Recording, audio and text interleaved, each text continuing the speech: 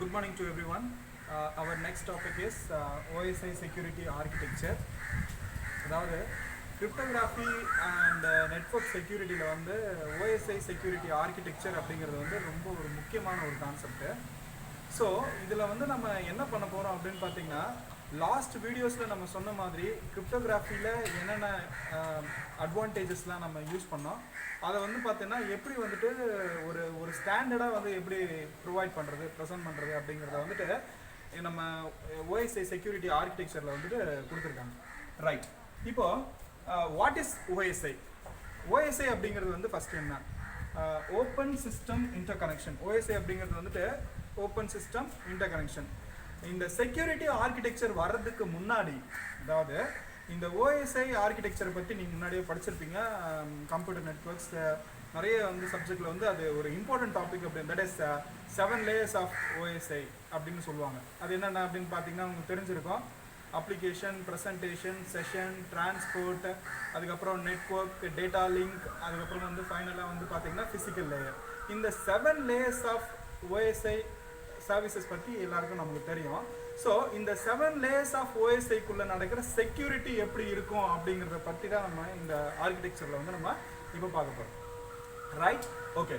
So first வந்துட்டு பார்த்தீங்கன்னா, இந்த இன்டர்நேஷ்னல் டெலிகம்யூனிகேஷன் யூனியன், ITU அப்படிங்கிறது இன்டர்நேஷ்னல் டெலிகம்யூனிகேஷன் யூனியன் X.800 அப்படிங்கிறது வந்து பார்த்தீங்கன்னா ஒரு ஸ்டாண்டர்ட். இந்த ஸ்டாண்டர்ட் வந்து நமக்கு என்ன சொல்கிறாங்க அப்படின்னு பார்த்தீங்கன்னா, it provides a security architecture for OSI, that is open system interconnection. Right, so it is mainly focuses on security services, security attacks and security mechanism. Okay, right. So first security services அப்படிங்கிறது வந்து என்ன அப்படின்னா, ஒரு செக்யூரிட்டிக்காக நம்ம என்னென்ன சர்வீசஸ்லாம் வந்து நம்ம கொடுக்குறோமோ அது எல்லாமே வந்து பார்த்தீங்கன்னா செக்யூரிட்டி சர்வீசஸ்குள்ளே வந்துடும். நெக்ஸ்ட் வந்து பார்த்தீங்கன்னா செக்யூரிட்டி அட்டாக்ஸ். அட்டாக்ஸ் அப்படிங்கிறது வந்துட்டு என்ன, ஒரு செக்யூரிட்டி ஒரு இடத்துல இருக்குது அப்படின்னா அதை பிரேக் பண்ணுறதுக்கு என்னென்ன கண்டென்ட்லாம் வந்து நம்ம யூஸ் பண்ணுறோமோ அதுதான் வந்து பார்த்தீங்கன்னா செக்யூரிட்டி அட்டாக்ஸ் அப்படின்னு நம்ம சொல்கிறோம். ஓகே, நெக்ஸ்ட்டு அந்த செக்யூரிட்டி அட்டாக்ஸை வராமல் தடுக்கிறதுக்காக என்னென்ன டெக்னாலஜி டெக்னிக்ஸு அது எல்லாமே வந்து நம்ம யூஸ் பண்ணுறோமோ அது வந்து செக்யூரிட்டி மெக்கானிசம் அப்படிங்கிறத நம்ம சொல்கிறோம். Right, so first what are the security services available in OSI security architecture? First one is authentication. Authentication அப்படிங்கிறது வந்துட்டு என்ன, the assurance between the two communicating entities. இப்போ assurance அப்படிங்கிறது வந்துட்டு என்ன, இப்போ ஃபார் எக்ஸாம்பிள் நான் வந்துட்டு உங்களுக்கு மெசேஜ் அனுப்ப போகிறேன் அப்படின்னு வச்சுக்கோங்களேன். நான் அனுப்புகிறேன் அப்படிங்கிறது நான் தான் அப்படிங்கிற என்னோட ஐடென்டிட்டி எப்படி நான் வந்துட்டு உங்களுக்கு சொல்கிறேன். இந்த மெசேஜ் இவங்க கிட்ட இருந்து தான் வந்திருக்கு அப்படிங்கிறத வந்து எதை வச்சு நீங்கள் ஐடென்டிஃபை பண்ணிக்கிறீங்க, that is authentication. Okay, next access control, prevention against unauthorized use of resources, that is called access control. Access control அப்படிங்கிறது என்ன, ஸோ நம்ம கிட்ட வந்து பார்த்தீங்கன்னா ஒரு ப்ரைவேட் ப்ராப்பர்ட்டி இருக்கு. ஃபார் எக்ஸாம்பிள் நம்ம மொபைல் ஃபோன் வந்து நம்ம யூஸ் பண்ணிட்டு இருக்கோம். அந்த மொபைல் ஃபோனில் வந்து நம்ம எதுக்காக பேட்டர்ன், பின் நம்பர், தம்ப் இம்ப்ரெஷன் எதுக்கு வைக்கிறோம், நம்மளோட டிவைஸை மற்றவங்க யாரும் யூஸ் பண்ணிடக்கூடாது அப்படிங்கிறதுக்காக நம்ம அதை பண்ணிட்டு இருக்கோம். That is called access control. Right, next வந்து பார்த்தீங்கன்னா data confidentiality, very very important. Data confidentiality அப்படிங்கிறது வந்து பார்த்தீங்கன்னா ரொம்ப இம்பார்ட்டன்ட் கண்டென்ட். இது என்ன அப்படின்னு பார்த்தீங்கன்னா, how securely send your data from one station to another station, that is sender to receiver. இன்னும் கரெக்டாக சொல்லணும் அப்படின்னு பார்த்தீங்கன்னா, டேட்டா எப்படி வந்து ப்ரொடெக்டடாக ஒரு இடத்துல இருந்து இன்னொரு இடத்துக்கு போயிட்டு சென்ட் ஆகிட்டு ரிசீவ் ஆகுது அப்படிங்கிறத பற்றி சொல்கிறது தான் வந்து data confidentiality. And next one is data integrity. Integrity அப்படிங்கிறது வந்துட்டு என்ன, ஃபார் எக்ஸாம்பிள் இப்போ hi hello how are you அப்படிங்கிற ஒரு மெசேஜ் வந்து நம்ம சென்ட் பண்ணுறோம். இல்லைனா வந்து பார்த்தீங்கன்னா கம் at 8 o'clock சொல்லிட்டு ஒரு மெசேஜ் வந்து நம்ம சென்ட் பண்ணுறோம். இது நம்ம சென்ட் பண்ணுற சைட்லேருந்து நமக்கு சென்ட் பண்ண மெசேஜ் ரிசீவர் சைடில் போகும்போது அந்த கம் at 8 o'clock அப்படிங்கிற அந்த இன்ஃபர்மேஷன் 9 o'clock அப்படின்னு மாறிச்சுன்னா எந்த மாதிரி ஒரு எஃபெக்டை வந்து ஏற்படுத்தும் அப்படிங்கிறத பாருங்கள். ஓகேங்களா, ஸோ நம்ம எந்த ஒரு இன்ஃபர்மேஷன்ஸ் கொடுத்தாலும் அந்த இன்ஃபர்மேஷன் அக்யூரேட்டாக 100% போயிட்டு ரிசீவர் சைடில் போயிட்டு சேர்றது தான் இன்டெகிரிட்டி அப்படின்னு சொல்லுவோம். இன்டெகிரிட்டி அப்படிங்கிறது வந்து என்ன மீனிங் என்ன அப்படின்னு பார்த்தீங்கன்னா, ஒரு நேர்மையாக இருக்கிறது. எப்படி he is an integrity person அப்படின்னு சொல்கிறாங்க இல்லையா. ஸோ கரெக்டாக ஒரு இடத்துல இருந்து இன்னொரு இடத்துக்கு போயிட்டு எப்படி அந்த இன்ஃபர்மேஷன் 100% ரீச் ஆகுது அப்படின்னு சொல்கிறது தான் வந்து டேட்டா இன்டெகிரிட்டி. ரைட், நெக்ஸ்ட் வந்து பார்த்தீங்கன்னா நான் ரெப்புடேஷன். இந்த நான் ரெப்புடேஷனுக்கு வந்துட்டு இன்னொரு எக்ஸாம்பிள் சொல்லலாம் அப்படின்னு பார்த்தீங்கன்னா DOS அப்படின்னு நம்ம சொல்லலாம். That is denial of service. இந்த டினைல் ஆஃப் சர்வீஸ் அப்படிங்கிறது வந்துட்டு என்ன, நம்ம இன்ஃபர்மேஷன்ஸை வந்து பார்த்தீங்கன்னா it is a type of attack. So இந்த டைப் ஆஃப் அட்டாக் அப்படிங்கிறது வந்துட்டு ஒரு பர்டிகுலர் ஆர்கனைசேஷன்ல ஒரு சிஸ்டம் மட்டும் நமக்கு பிடிக்காம இருக்கலாம், இல்லைன்னா அந்த ஹோல் நெட்வொர்க்கே நமக்கு பிடிக்காம இருக்கலாம். That is called denial of service. So இந்த மாதிரி அட்டாக்ஸ் எல்லாம் வராம இருக்கிற மாதிரி தடுக்கிறதா வந்து பாத்தீங்கன்னா நம்ம நான் ரெப்புடேஷன் அப்படிங்கறத சொல்லுவோம். Right. Next one is security attacks. Attacks அப்படிங்கிறது வந்துட்டு என்னன்னா, ஃபார் எக்ஸாம்பிள் இப்போ ஒரு மெசேஜ் வந்து நம்ம சென்ட் பண்ணியாச்சு, ரிசீவ் பண்ண போறோம். சென்ட் பண்ணதுக்கு நடுவில் அந்த இன்ஃபர்மேஷனை கெட் பண்ணி, நான் சொல்றது புரியுங்களா, அந்த இன்ஃபர்மேஷனை கெட் பண்ணி அந்த இன்ஃபர்மேஷனை எடுத்து ஆல்டர் பண்ணி திரும்ப ரீசெண்ட் பண்றது தான் வந்து நம்ம அட்டாக்ஸ் அப்படின்னு சொல்லுவோம். ஓகேங்களா? ஸோ செக்யூரிட்டி அட்டாக்ஸ் அப்படிங்கிறது உன்னோட மெசேஜை வந்து மறுபடியும் சொல்றேன், ஒரு மெசேஜை எடுத்து அந்த இன்ஃபர்மேஷனை வந்து ஆல்டர் பண்ணி திரும்ப ரீசெண்ட் பண்றதா வந்து பாத்தீங்கன்னா செக்யூரிட்டி அட்டாக்ஸ் அப்படின்னு சொல்லுவோம். அதுல 2 டைப்ஸ் இருக்கு. ஒன்னு வந்து ஆக்டிவ், இன்னொன்னு வந்து பாசிவ். என்ன active, what is the major differences between active and passive அப்படின்னு வச்சுக்கோங்களேன். அப்போ ஆக்டிவ் அட்டாக் அப்படிங்கிறது வந்துட்டு என்ன, பாசிவ் அட்டாக் அப்படிங்கிறது வந்துட்டு என்ன, உங்களோட ஒரிஜினல் மெசேஜ் கண்டென்ட்குள்ள இன்ஃபர்மேஷனை எடுத்து, தட் இஸ் கையை வச்சு எடுத்து அந்த இன்ஃபர்மேஷனை மாத்தி திரும்ப சென்ட் பண்ணாங்கன்னா அது ஆக்டிவ். ஓகே. நெக்ஸ்ட் வந்து பாத்தீங்கன்னா பாசிவ் அப்படிங்கிறது உன்னோட ஒரிஜினல் இன்ஃபர்மேஷன்ல எந்த ஒரு ஆல்டரேஷன்ஸ் எதுவுமே வந்துட்டு நடக்காது. ஜஸ்ட் வந்து பாத்தீங்கன்னா இது பேர் வந்து யூஸ் டிராப்பிங் அப்படின்னு சொல்லுவாங்க. அதாவது என்ன அப்படின்னு பாத்தீங்கன்னா ஒட்டு கேட்கறது அப்படின்னு சொல்லுவாங்க.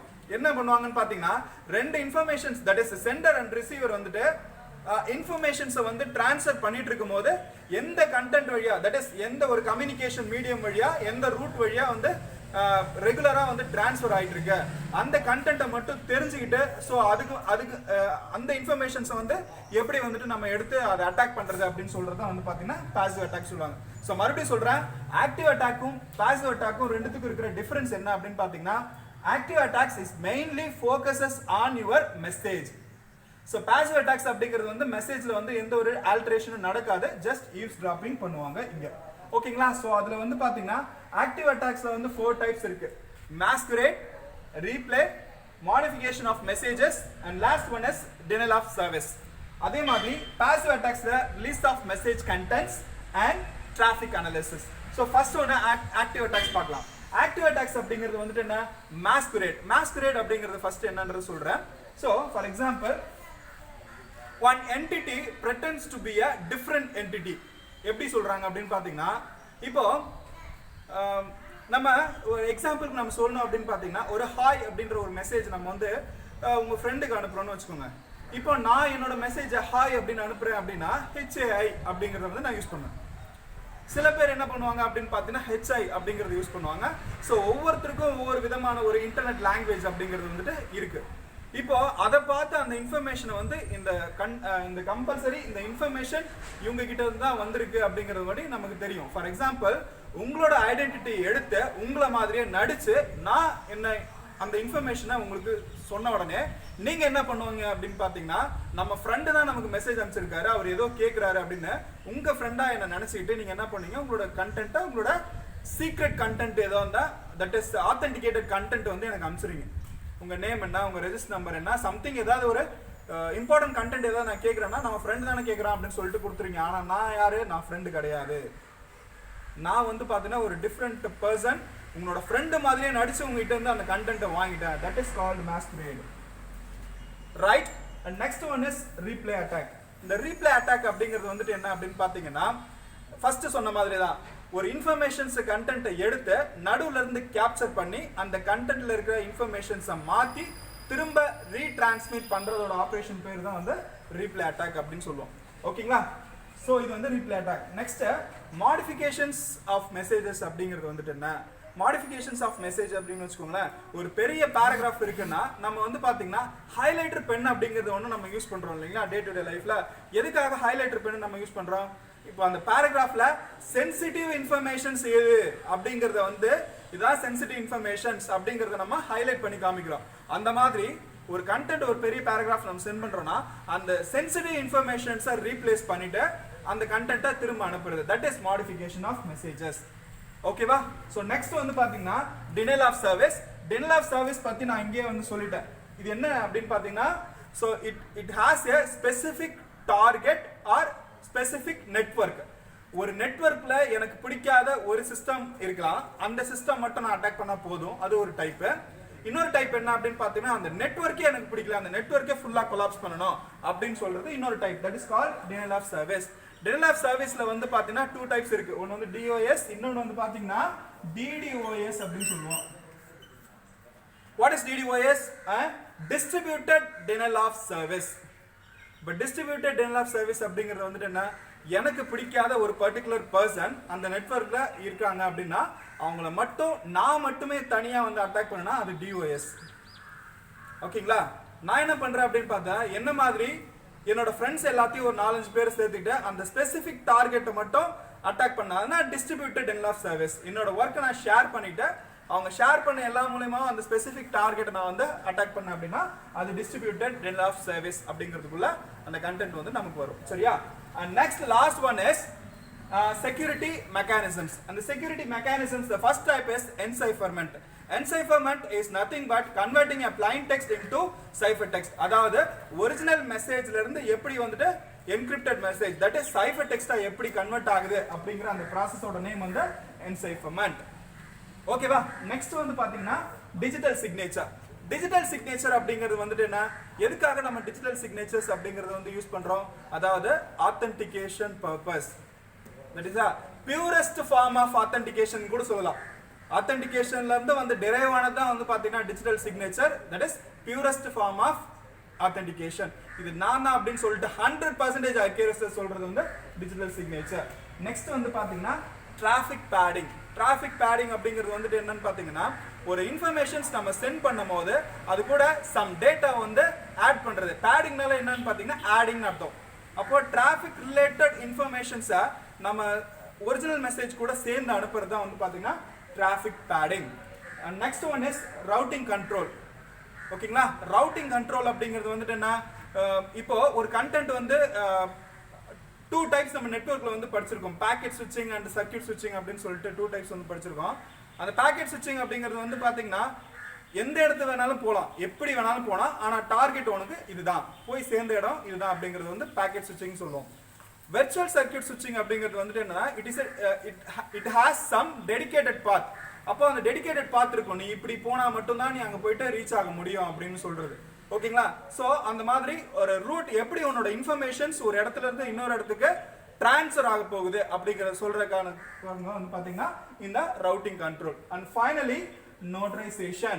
And notarization is nothing but a third party trusted authority. என்ன sir third party trusted authority அப்படின்னு சொல்றீங்க அப்படின்னா, இப்போ for example communication between the 2 entities அப்படின்னு நான் வந்து இன்ட்ரோடக்ஷன்ல நான் சொன்னேன். அப்ப நாம என்ன சொல்றோம்னா, என்னோட ஆத்தென்டிகேஷன் உன்னோட ரிசீவரோட ஆத்தென்டிகேஷன் இது ரெண்டுமே 2 பேருக்கும் வந்துட்டு ஒரு தேர்ட் பார்ட்டி, ஒருத்தர் ட்ரஸ்டட் தேர்ட் பார்ட்டி. நல்லா புரிஞ்சுக்கணும், ட்ரஸ்டட் தேர்ட் பார்ட்டிக்கும் தேர்ட் பார்ட்டிக்கும் டிஃபரன்ஸ் இருக்கு. ட்ரஸ்டட் தேர்ட் பார்ட்டின்றது யாரு அப்படின்னு பாத்தீங்கன்னா, இவங்க 2 பேருக்கும் பொதுவான ஆளு. அவர் வந்து என்ன பண்ணுவாரு அப்படின்னு பாத்தீங்கன்னா, இவங்க 2 பேரோட சீக்ரெசி மெயின்டைன் பண்ணுவாரு. அவர் பேர் வந்து நம்ம ட்ரஸ்டட் தேர்ட் பார்ட்டின்னு சொல்லுவோம்.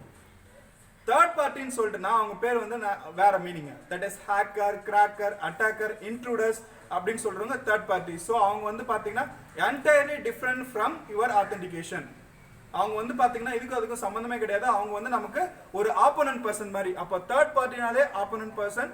அதுவே வந்து ட்ரஸ்டட் அப்படிங்கிற அந்த வேர்டு சேரும் போது அந்த ஆப்போனன்ட் பர்சன் அப்படிங்கிறவங்க நல்லவங்களாம் வந்து கன்வெர்ட் ஆயிடுறாங்க. ஸோ இந்த மாதிரி ஒரு ஓவரால் இன்ஃபர்மேஷன்ஸ் பத்தி சொல்றதா இந்த OSI security architecture. So very very important topic. இதுல இருக்க கண்டென்ட் வந்து நம்ம என்ன அப்படின்னு பாத்தீங்கன்னா, இது ஒன்ஸ் அப்பான் எ டைம் பார்த்தீங்கன்னா வெரி வெரி இம்பார்ட்டன்ட் கொஸ்டின்ஸ். இது இல்லாத வந்து கொஸ்டின் பேப்பரே கிடையாது.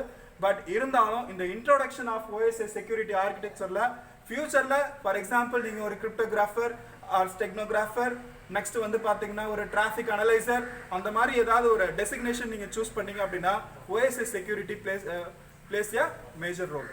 Okay, thank you students.